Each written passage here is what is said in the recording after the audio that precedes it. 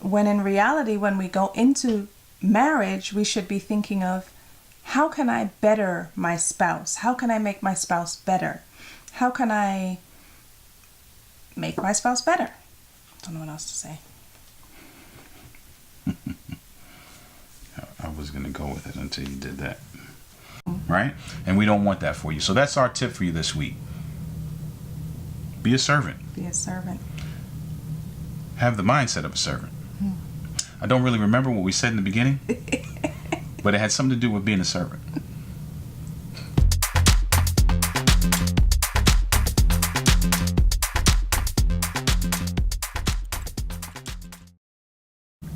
Hey family. Hi guys. It's Tuesday, so it's time for another short tip. This week's short tip is be a servant. Simple and plain. Be a servant. What are we talking about? So, you know how when you're thinking about getting married or you're planning your marriage and you say things like, well, my husband needs to do this. I need the type of husband that does that. And my husband has to treat me this way. And my husband has to do this. It's always me, me, me, me, me.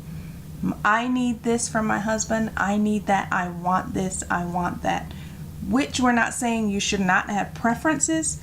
Preferences are fine, but you also should make sure that you are giving your spouse what you can give, right? You have to make sure that you are making sure that your spouse is living up to the person that God said that they are, making sure that they are growing the way that they should, and helping them in every way that you can to be the person that God has intended for them to be. Agreed. We're not saying that you shouldn't have preferences. We're just saying that often we've all done it, and those of you who might be considering marriage may be doing it as well.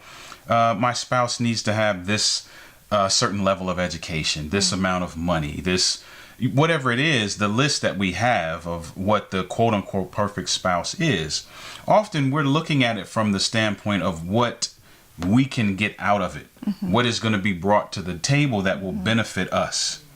And we may not mean to be selfish when we're doing that, but that's kind of what happens. And what we're saying is we want you to change that mindset.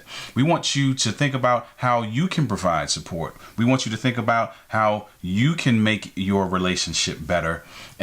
And the best way to do that is to kind of have the mindset of a servant, right? If you think about a servant, whatever comes to your mind, good or bad, about a servant, typically what a servant does, their responsibility is to make sure that they're providing the right amount of assistance, the right amount of support in whatever the situation that they're placed in.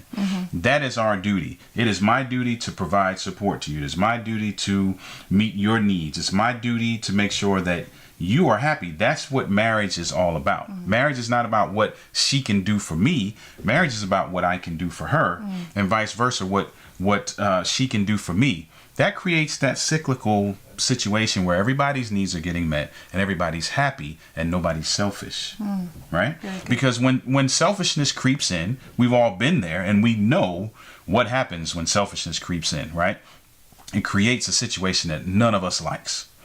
So the best way to avoid that is become a servant. Serve your spouse. Be there for your spouse. Support your spouse. Pray for your spouse. Meet the needs of your spouse. Treat your spouse like the person that he or she should be, the person that you want them to be.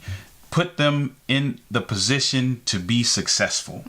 Give them the room to grow. Create the space for them to be great.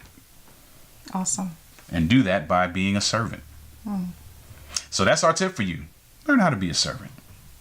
That's all we have for you today. God bless. God bless.